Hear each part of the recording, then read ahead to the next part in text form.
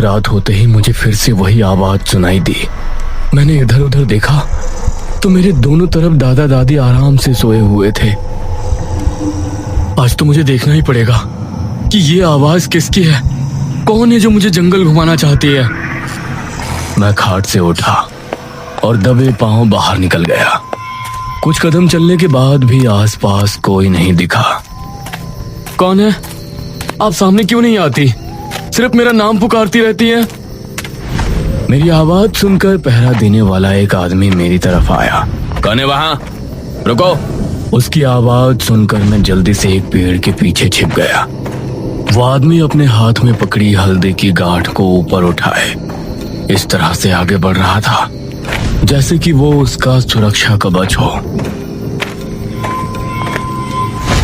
ये गांव के लोग इतना अजीब बर्ताव क्यों कर रहे हैं और दादाजी मुझसे क्या छिपा रहे हैं, कुछ समझ नहीं आ रहा। उस आदमी के जाने के बाद मैं जंगल की तरफ रवाना हो गया। रास्ता सुनसान था और काफी डरावना, लेकिन इस समय मेरे मन में जो सवाल उठ रहे थे उसको जानने के लिए मुझे हिम्मत रखना बहुत जरूरी था। अब जंगल मेरे ठीक सामने था। मैंने कदमों को रोका और उस जंगल को देखने लगा जिसमें काले अंधेरे में चमकते जुगनुओं की रोशनी काफी दिलचस्प लग रही थी। अगर आप मुझे जंगल दिखाना चाहती हैं तो सामने आना पड़ेगा, वरना मैं जा रहा हूँ। अरे नहीं नहीं रोहन, मैं आ रही हूँ, रुको। मैंने देखा एक औरत काला लबादा पहने हुए मुझे हाथ के इशारे से उसके पास बुला रही है। इस औरत के हाथ में भी एक लालटेन था और उसका चेहरा पूरी तरह से ढका हुआ था।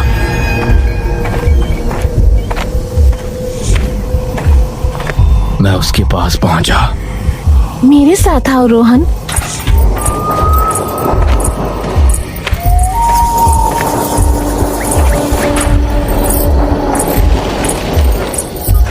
वो आगे बढ़ने लगी और मैं भी उसके पीछे हो लिया। आपने अपना चेहरा क्यों छिपाया हुआ है? अगर आप शक्ल दिखा देती तो। इस पर वो कुछ नहीं बोली। मैं उसके साथ साथ आगे बढ़ रहा था और अब मुझे जंगल का एक अलग ही नजारा दिखाई दिया। वो जंगल का बहुत ही खूबसूरत हिस्सा था। वहां चारों तरफ घने पेड़ थे। जमीन पर छोटे छोटे पौधे उगे हुए थे जिन पर खूबसूरत फूल लगे थे और यहाँ की जमीन बहुत साफ सुथरी थी। सामने ही एक झरना भी बह रहा था। अरे वाह, इतना प्यारा जंगल! मुझे तो यकीन ही नहीं होता। पता नहीं क्यों दादाजी मुझे यहाँ आने नहीं देते थे। ये कहकर मैं झरने की तरफ दौड़ा, लेकिन तभी मुझे एक झटका सा लगा और दूर जा गिरा।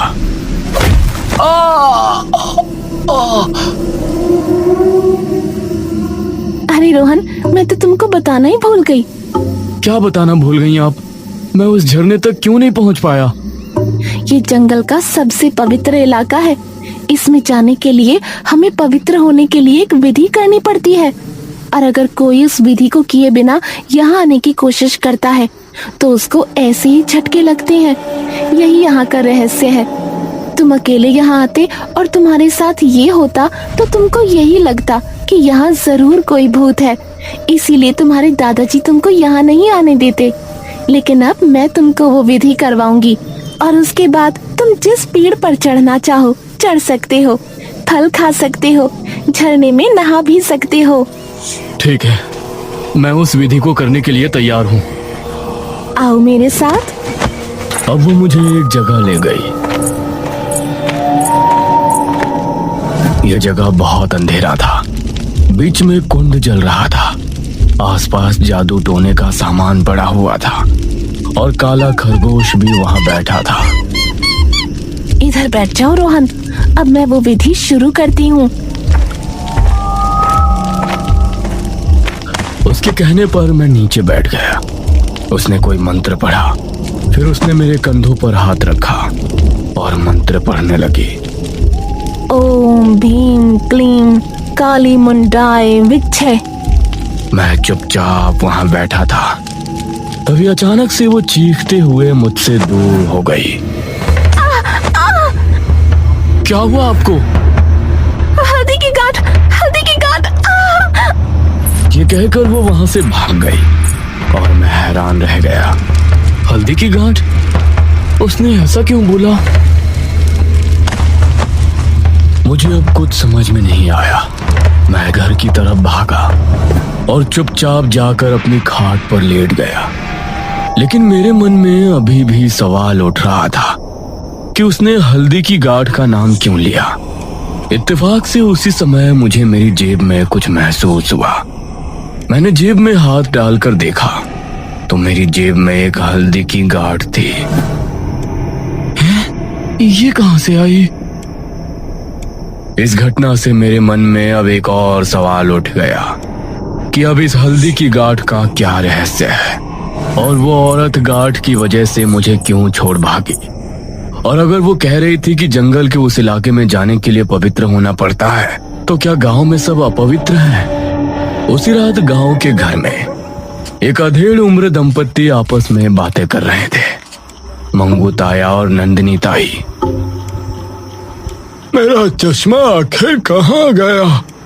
तुमने उसे अभी तक नहीं ढूंढा? जी, मैंने तो आपका चश्मा धोकर आपकी खाट के पास ही रखा था। आपने ही उसे खो दिया है। तुम जवानी में भी लापरवाह थी और अब भी लापरवाह ही हो। उसी समय गांव की गलियों से कोई गुजर रहा था। उसने अपने आप को चादर से पूरी तरह से ढका हुआ था। वो चुपके से मंगू ताया के घर के दरवाजे पर गया और उसने उस पर टंगा मटका उतार कर एक तरफ फेंक दिया।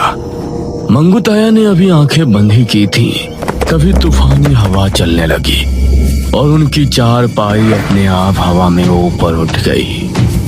जब उन्हें ज्यादा ठंड लगने लगी तो उन्होंने आंख खोली और अपने आप को हवा में पाकर उनका दिल दहल उठा।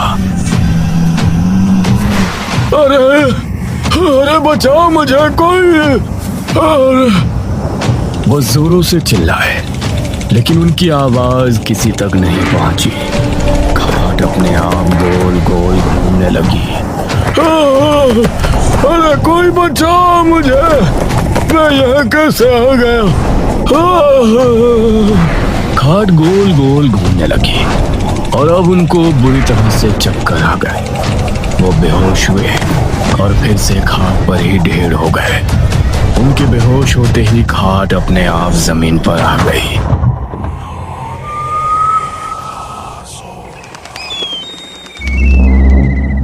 सुबह उनकी आंख खुली तो उन्होंने खुद को आंगन में पाया। उस समय ताई झाड़ू लगा रही थी।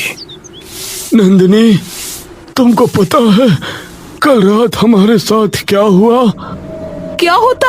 आप चश्मे के खो जाने से मुझसे नाराज हुए और यहाँ बरामदे में आकर सो गए। वो नहीं, जब मैं सो रहा था तो मेरी खाट अपने आप हवा में ऊपर उठ गई और गोल गोल घूमने लगी। क्या? हाँ, वो इतनी तेज घूमी कि मुझे चक्कर आ गए। आपने जरूर कोई सपना देखा है। अगर ऐसा होता ना तो अब तक तो आप विदेश पहुंच गए होते। यहाँ बरामदे में क्यों मिलते? मंगू ताया से इस पर कोई जवाब नहीं निकला, लेकिन उनको यकीन था कि उनके साथ जरूर कुछ तो हुआ है। शाम ढलने पर मेरे मन में फिर से वही सवाल उठ रहा था कि मेरी जेब में हल्दी की गांठ कहां से आई, और मैं फिर से घर से निकल पड़ा। उस तरफ मंगू ताया भी कुछ बेचैन हो रहे थे। नंदिनी, जरा मुझे पानी ला कर दो, अब प्यास लगी है भाई। अरे यहाँ आइए, जरा बाल्टी उठाने में मेरी मदद कीजिए। मैं उस समय मेरे घर पर बैठा था और खिड़की से मुझे नंदिनी ताया हत्थी के नल के पास खड़ी नजर आई। अरे तुम हो कहाँ भाई? मैं यहाँ हूँ हत्थी के नल के पास, जल्दी आइए।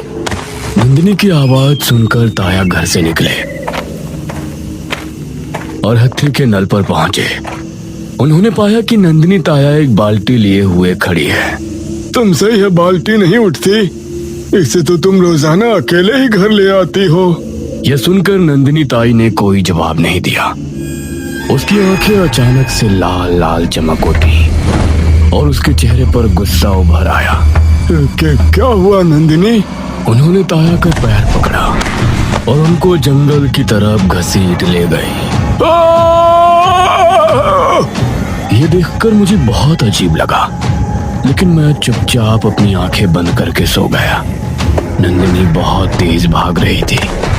ताया की घिसटते हुए हालत खराब हुए जा रही थी। बिजली की रफ्तार से नंदिनी कुएं के पास जाकर रुकी।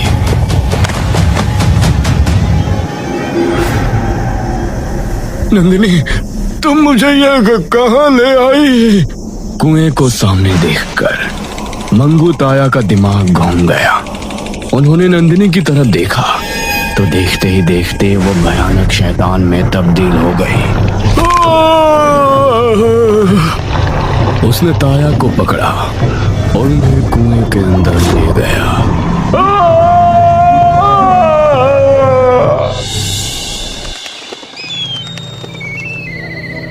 सुबह हुई तो गांव में डर का माहौल छा गया। सभी ताया के अचानक गायब हो जाने से परेशान थे और ताई रोए जा रही थी।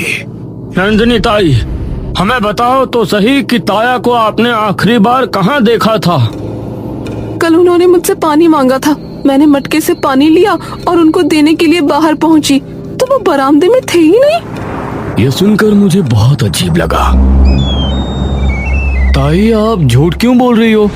क्या मतलब है तुम्हारा? ताई क्यों झूठ बोलेंगी? दादाजी, कल शाम मैंने बरामदे में देखा था कि ताई हत्थी के नल से पानी भर रही थी। उसके बाद ताया भी वहाँ आए और फिर ताई ताया का हाथ पकड़कर जंगल में ले गईं। हे भगवान, ये तो अनर्थ हो गया। मेरे मुंह से ये बात सुनने के बाद किसी ने भी ताई से कोई सवाल नहीं किया, बल्कि सबके सब डर गए। क्या तुम्हारे घर के बाहर मटका टंगा है? तभी एक आदमी ने घर की चौखट पर जाकर देखा तो वहाँ कोई मटका नहीं था। जरूर वही उन्हें ले गया है। अब मेरे मन में उठ रहे सवालों की हद पार हो गई थी और मैंने अब दादाजी से गरज कर कहा, दादाजी, आप लोग इतना क्यों डर रहे हैं? मुझे कुछ बताइए तो सही। इस गांव में आखिर चल क्या रहा है? क्यों कोई जंगल नहीं जाना चाहता? क्यों हम लोग अपने घर के बाहर मटकियां लटकाते हैं? और क्यों रमेश चाचा के बचने पर सब उनकी बीवी से नाराज थे? और अब मंगू ताया के गायब होने के बाद आप लोग क्यों ताई से कुछ पूछते नहीं कि वो उन्हें कहाँ ले गई थी और मटकी के बारे में बात कर रहे हैं? बेटा, वो ताई नहीं थी। ताई तो उस समय अपने घर में थी। तो कौन थी वो? नहीं मुखिया जी, इसे मत बताइए, यह अभी बच्चा है। महेश बाबू, अब हमें रोहन को सब कुछ बताना ही पड़ेगा, वरना ये खुद पता लगाने पर आ गया तो इसकी जान को खतरा हो सकता है। इस पर दादाजी चुप हो गए। रोहन बेटा, हमारा गांव पहले बहुत खुशहाल था और उस दिन हमारी खुशियों को किसी की नजर लग गई। गांव के एक आदमी ने देखा कि इस गांव की एक विधवा औरत मंजरी कुएं के पास बैठे हुए कोई मंत्र विद्या कर रही है। मंजरी रोजाना जंगल जाती और फिर कुएं के पास बैठकर न जाने कौन सा जादू टोना किया करती। उसकी इस हरकत से हम सभी हैरान थे। धीरे धीरे ये बात पूरे गांव में फैल गई। मुखिया जी, वो मंजरी ना जाने कुएं के पास बैठकर कौन सी तंत्र विद्या करती है। हमें तो वो औरत बिल्कुल भी ठीक नहीं लग रही। अगर ये बात है तो हम उस मंजरी से बात करके देखते हैं, वही बताएगी कि ऐसा वो क्या करती है। हम सभी इकट्ठा होकर मंजरी के पास पहुंचे। मंजरी, तुम यह क्या करती रहती हो? बताओ हमें। मुखिया जी, मैं जो कुछ भी कर रही हूँ इस गांव की भलाई के लिए कर रही हूँ। क्या मतलब है तुम्हारा? ऐसा क्या कर रही हो तुम? मैंने काले जादू में महारत हासिल की है और अपनी तंत्र विद्या की शक्ति से ही मैंने एक शैतान को इस कुएं के अंदर सिद्ध किया है। जब भी गांव के किसी आदमी पर मुसीबत आएगी तो वो इस कुएं पर आकर अपनी इच्छा मांग सकता है और वो पूरी भी होगी। कुएं में शैतान? ये सुनकर सभी डर गए। मंजरी, हमें कुछ भी समझ में नहीं आ रहा। एक शैतान भला हमारी इच्छा पूरी क्यों करेगा? सरपंच जी, वो जरूर करेंगे। उनसे इच्छा पूरी करवाने की एक छोटी सी विधि है। हमें सबसे पहले किसी भी इंसान की एक चीज लेनी है, उसके बाद काले लिबास में हाथ में लालटेन लिए इस कुएं पर आना है। फिर हमें अपनी इच्छा मांगनी है। उसके बाद जो चीज हम लेकर आए हैं उसे इस कुएं में डाल देना है और उसके बाद वो जलता हुआ लालटेन भी कुएं में फेंक देना है। उसके बाद अंधेरे में ही यहाँ से चले जाना है। ऐसा करने के बाद कुछ ही दिनों में जिस इंसान की चीज हमने इस कुएं में फेंकी थी, शैतान उसे इस कुएं में खींच लेगा और हमारी इच्छा पूरी हो जाएगी। ये सुनकर हम सभी की हैरानी का कोई ठिकाना नहीं था। यह क्या मतलब, हम अपनी इच्छा पूरी करने के लिए किसी की जान का सौदा करें? सरपंच जी, जिस इंसान ने हमें नुकसान पहुंचाया हो, हम उसको खत्म करने के लिए इसका इस्तेमाल कर सकते हैं। ऐसा करने से हमारा बदला भी पूरा हो जाएगा और फिर हमारी ख्वाहिश भी पूरी हो जाएगी। उसकी बात सुनकर मुझे ये ठीक नहीं लगा। हमने उसी समय मंजरी को गांव से निकाल दिया और फिर वो यहाँ कभी नजर नहीं आई। तो उसके बाद क्या हुआ? आप लोग इस तरह डर में क्यों जी रहे हैं? उसके बाद गांव के लोगों ने छिपकर उस कुएं का इस्तेमाल करना शुरू कर दिया। ऐसा करने से एक आदमी की ख्वाहिश पूरी होती और एक को ये कुआं अपने अंदर खींच लेता। बदले की भावना से लोग इसका फायदा उठा रहे थे, लेकिन ये गांव के लिए भारी नुकसान था। इसलिए इस गांव के शैतान को निकालने के लिए हमने एक महातांत्रिक को बुलाया। इस कुएं को मैं बंद तो नहीं कर सकता, लेकिन एक तरकीब बता सकता हूँ जिससे इससे बचाव हो सकता है। बताइए बाबा। इस कुएं के अंदर बसा शैतान अपनी शक्तियों का इस्तेमाल उस इंसान पर नहीं कर सकता जिसके आसपास हल्दी की गांठें हो। इसलिए जब भी तुम लोगों को इससे अपना बचाव करना हो तो तुम लोग अपने घर की चौखट पर हल्दी की गांठों से भरी एक मटकी टांग दिया करना। जब तक वो मटकी टंगी रहेगी तब तक वो तुमको नुकसान नहीं पहुंचा सकेगा। इसके बाद हमने ऐसा ही करना शुरू किया। जब भी हमें पता चलता कि कोई उस कुएं के पास अपनी ख्वाहिश मांगने गया था तो हम हल्दी की गांठें मटकी में भर के घर के बाहर टांग देते और कुछ आदमी अपनी जेबों में हल्दी की गांठें रखकर रात में पहरा भी देते। रमेश के बच जाने पर हमने इसी वजह से उसकी बीवी चंद्रावती को बुरा भला कहा था, क्योंकि हमें पता चल गया था कि उसने रमेश को ठीक करने के लिए कुएं की मदद ली है। इसलिए उसी रात से हम लोग अपने आप को सुरक्षित रखने की कोशिश कर रहे थे। रोहन बेटा, तुम कहीं अकेले ही जंगल ना पहुंच जाओ, इसीलिए मैंने तुम्हारी जेब में हल्दी की गांठ रखी थी। अब मुझे सब कुछ समझ आ गया था। काला लबादे पहने हुए वो औरत कोई और नहीं बल्कि रमेश की बीवी ही थी, क्योंकि मैंने जिसे देखा था उसने कुएं में चश्मा ही फेंका था। और अब मुझे ये भी समझ आ गया था कि हल्दी की गांठों का क्या रहस्य था। अब मेरे सभी सवालों का जवाब मुझे मिल गया था, लेकिन एक सवाल अभी भी बाकी था कि जो औरत मुझे रातों को आवाजें देती है वो कौन है? वो इस गांव की किसी और बच्चे को आवाज क्यों नहीं देती? क्या मेरा भी इस कहानी से संबंध है या फिर उसका कोई और ही उद्देश्य है? तभी एक आदमी वहां भागा भागा आया। मुखिया जी, अनर्थ हो गया। क्या हुआ? आपकी पत्नी। अपनी पत्नी का नाम सुनते ही मुखिया जी के पैरों तले जमीन निकल गई। वो आदमी मुखिया जी को क्या खबर दी? वो औरत कौन है?